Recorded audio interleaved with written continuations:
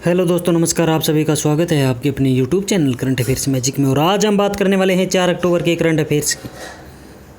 और हमारा पहला क्वेश्चन है कि ऑनलाइन पेंशन सबमिशन और ट्रैकिंग पोर्टल कृतज्ञगा का शुभारंभ किस राज्य ने किया है? तो जो कृतज्ञगा नामक एक पोर्टल है जो पेंशन सबमिशन और ट्रैकिंग सिस्टम के लिए कार्य करेगा, ये लॉन्च हुआ है असम राज्य में। और ये असम राज्य के मुख्यमंत्री ने इसे लॉन्च किया है।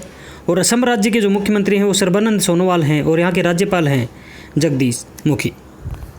हमारा अगला क्वेश्चन है कि सड़क मरम्मत योजना पथ श्री अभियान का शुभारंभ किस राज्य में किया गया है?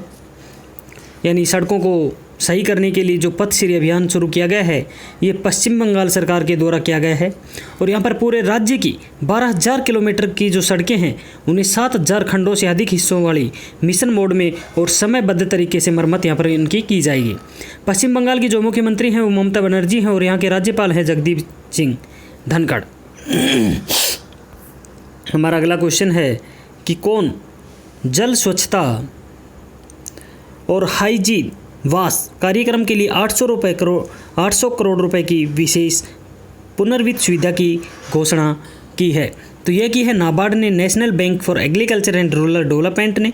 और इसने वित्त वर्ष 2021 के लिए 800 करोड़ रुपए की विशेष पुनर्वित्त सुविधा की घोषणा की है। और इस कोष के साथ में नाबार्ड भारत सरकार के जो जल स्वच्छता और हाइजीन कार्यक्रम हैं इनका समर्थन करेगा।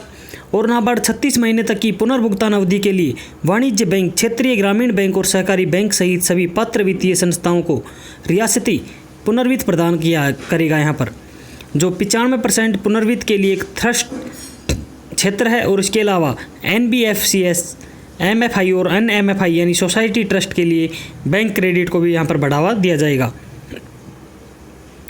नाबार्ड के जो अध्यक्ष हैं वो हैं GR चिंताला। हमारा अगला क्वेश्चन है कि जनजातीय उद्यमिता विकास कार्यक्रम का शुभारंभ किसके द्वारा किया गया?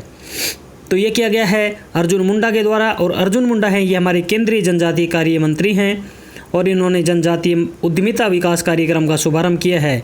और 3 साल की इस पहल को जनजातीय मामलों के मंत्रालय और साथ में शीर्ष उद्योग निकाय associate chambers of commerce and industries of India यानी ASSOCHAM के द्वारा संयुक्त रूप से लॉन्च किया गया है।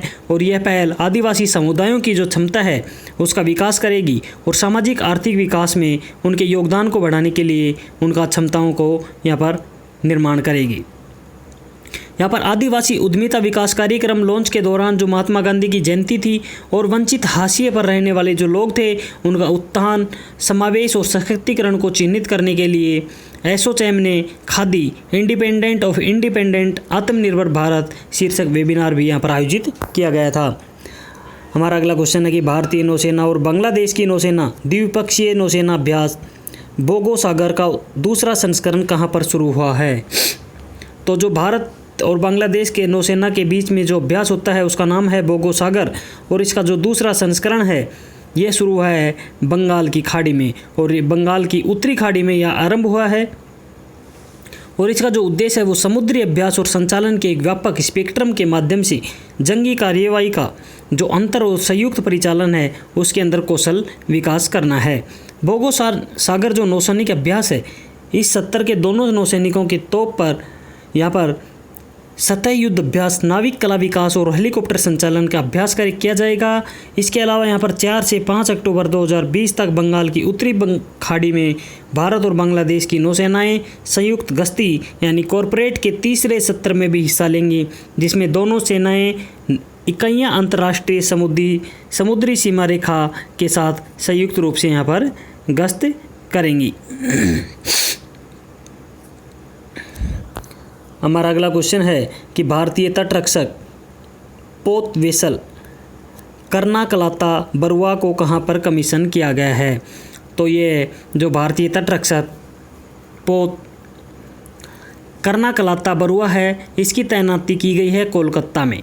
और यह garden rich ship builders and engineers limited के द्वारा और निर्मित है। और यह फास्ट पेट्रोल वेसल की श्रृंखला का ये 5वां और अंतिम पोत है। और FPV यानी फास्ट पेट्रोल वेसल इनशोर गश्ती तोपों का यह उन्नत संस्करण है जो पतवार के संशोधित रूप के साथ में आया है। और यहाँ पर 34 कनॉट्स गति तक ये चल सकता है। हमारा अगला क्वेश्चन है कि धरानी पोर्टल ऑनलाइन पोर्टल रजिस्ट्रेशन किस राज्य में लॉन्च किया गया है? तो यह लॉन्च किया गया है तेलंगाना में। और यहाँ पर तेलंगाना के जो चीफ मिनिस्टर हैं के चंद्रशेखर राव, इन्होंने यह लॉन्च किया है। और यहाँ पर integrated land record management on the festive occasion of Dussehra, इसके उपलक्ष्य में यहाँ पर यह लॉन्च किया गया है। और इसके रेवेन्यू एक्ट के तहत इसे स्टेट लेजिस्लेटिव ड्यूरिंग के अंदर इसे पास किया गया है। तेलंगाना के जो गवर्नर हैं वो तमिलिसाई सौंदरराजन हैं। हमारा अगला क्वेश्चन है कि वीनस मिशन 2025 किसके द्वारा लॉन्च किया गया है? तो वीनस मिशन जो 2025 ये लॉन्च किया गया इसरो के द्वारा, और ये फ्रांस के साथ यहाँ पर पार्टिसिपेट इसे किया जाएगा। और साथ ही में यहाँ पर विरल यानी Venus infrared atmospheric gas link instrument है, जो इसको को डेवलपमेंट किया गया है रशियन फेडरेशन स्पेस एजेंसी के साथ में। हमारा अगला क्वेश्चन है कि एसबीआई बैंक ने सीएफओ के रूप में किसे नियुक्त किया है? तो जो एसबीआई बैंक है, जो कंट्री का लार्जेस्ट पब्लिक सेक्टर बैंक है, इसने अपना सीएफओ है वो चरणजीत सिंह अत्रा को किया है। और यहाँ पर सीएफओ जो वैकेंट सीट थी, यहाँ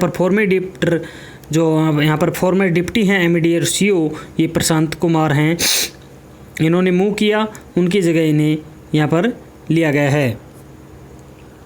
हमारा अगला क्वेश्चन है कि अटल टनल का शुभारंभ किसके द्वारा किया गया?